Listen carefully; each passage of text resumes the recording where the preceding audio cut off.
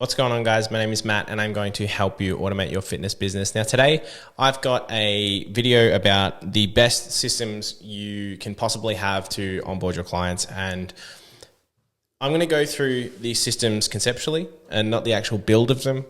So I think this is really important for you to watch before you actually do any kind of build and understand the steps behind what you are doing and why you're doing it. So buckle up, listen in, and hopefully it's not too long, but let's get started. So the first system that I think you should have in place when you are onboarding clients is data collection. So data collection really starts before you even sign the client. It begins when they first engage with you and you collect their information.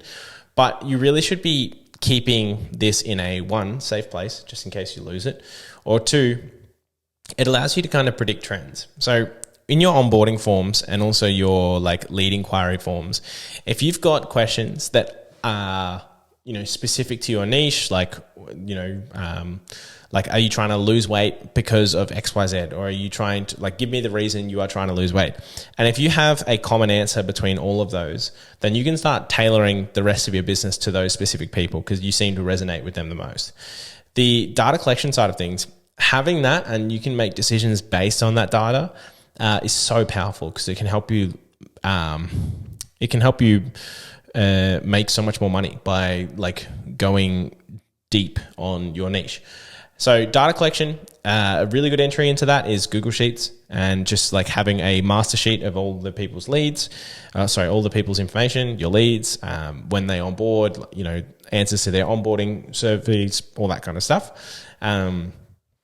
It's really important. So I would be really looking at data collection as something that you must have in your business in order to remain competitive in the years to come. You don't want to just phase out because you didn't niche down. So data collection is not actually that cumbersome either. It's just a matter of adding a couple of extra questions to your type form or your inquiry form or your onboarding form.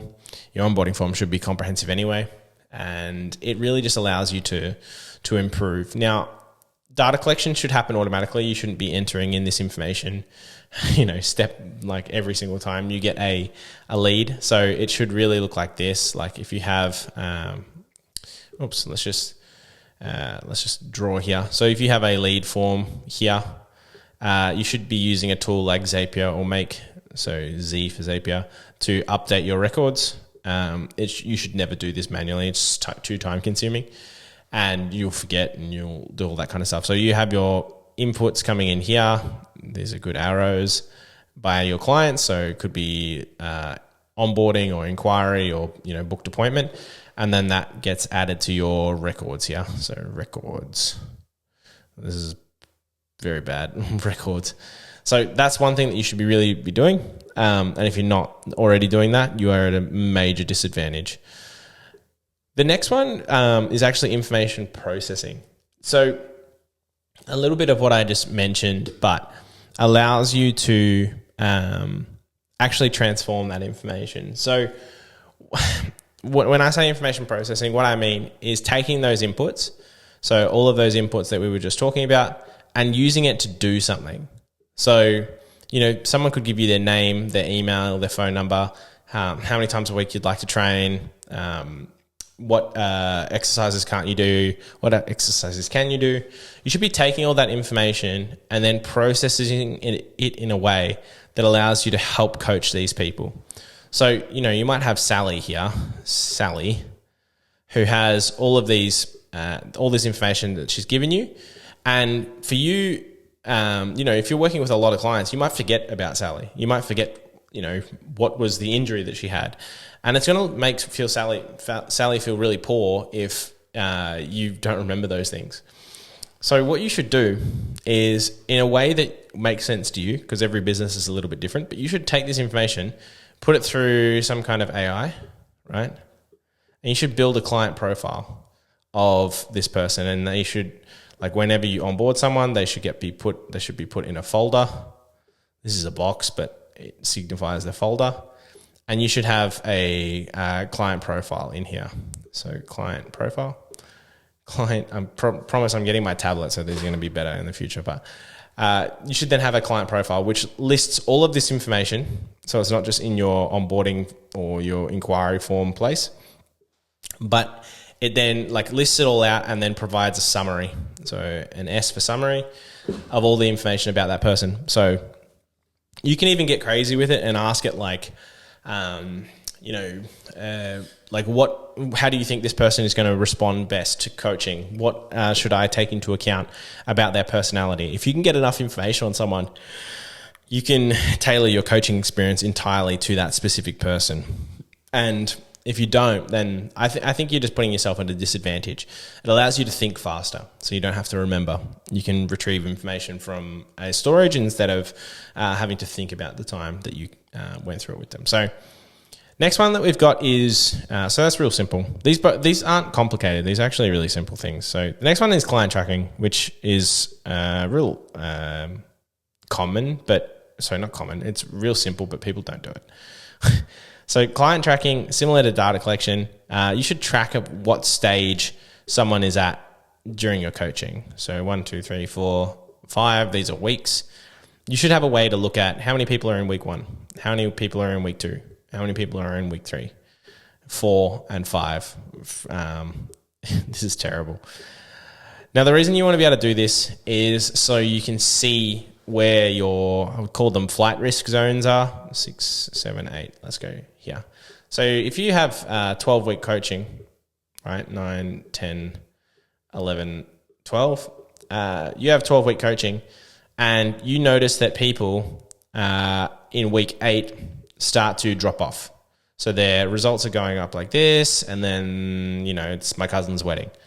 And then they drop off, right? And they pick back up, because this is what coaching really looks like. So if you had week 8 here, and you know that people here are going to start dropping off, you can address this before it happens. So instead of them getting to week 8 and dropping off, during week 7, you can bundle all the people who are in week 7, or, you have an automation that waits for them to get to week 7 and sends them a specific message. It's like a goal setting. So like goal setting or re-goal setting or like progress checkpoint call, right? To try and intercept progress. So to try and intercept this, right? So this is what you want to try and avoid. Well, you can't avoid it entirely, but you want to try and, instead of having it look like this massive drop, you want to start having it look like this, right? So these drops are less crazy and they're more manageable. So you would prefer this section than this big section. So the way that you can do this is track where your clients are in their journey. So again, you can do this through Google Sheet. You can do this through Go High Level using a pipeline. You can do this so many different ways. But I think conceptually, managing where people are at in their journey, this part, allows you, one, to retain more people and also get better results. So for example, like at week 11, everyone should be booking in for a re-sign call. So re-sign, because it is so much easier to re-sign a client than sign a new one, right? Because they already know, like, and trust you. So you want to then resell them into this next period of coaching. So that is so that's one example of client tracking. But I think it is so important for people to understand that if you have data and you have ways to process that data, you can actually use it to your advantage, and you can use it significantly to your advantage. And allows you to iterate on your process, allows you to iterate on your business. And you can do that all through your onboarding. So like you do it once and then you don't have to worry about it at all in the future. So I hope you guys enjoyed this. Again, a bit of a shorter video. I guess it's concepts don't really take too long to explain. It's the actual implementation of it that takes a while. Getting rid of this junk. So I hope you guys enjoyed it. I released a free resource on my Gumroad that takes you through the process of automating your business from the ground up, to like identifying which processes can be automated, how to actually automate them, what tools you should be using for what process, and how to build those systems. If you want to download that, it's for free in the link below. I also made my school community a paid community now. strictly for gym businesses, fitness businesses, online coaches, allied health. It's pretty cheap. I think it's like $50 or whatever a month, something around that. And I'll be putting the price up when it gets to 70 members. So if you want to join that, feel free to do so. You also get a value call with me and also a free Go High Level. Well, it's not free because you're paying for it, but a Go High Level sub account, which is even cheaper than the base offering of Go High Level. So if you plan on using it, you are a fool not to sign up. So I will speak to you guys soon, and I hope you guys enjoyed.